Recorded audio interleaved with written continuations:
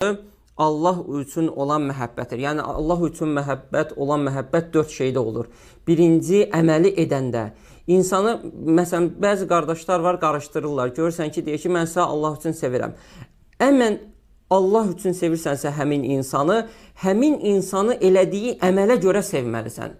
Bu insanı sevirsən niyə görə? Çünki Allaha ibadət edir, Allaha heç bir şeyi şərik qoşmur. Əgər bir nəfər günahların içində,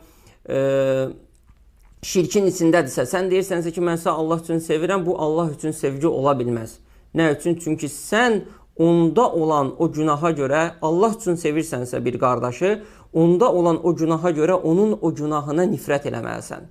Çünki sənin sevgin Allaha görədir. Və onda olan imana görə nə edirsən?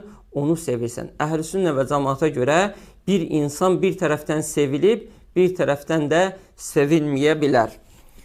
Onda olan itaətə görə sevirsən, onda olan günahlara görə isə həmin o günahlarını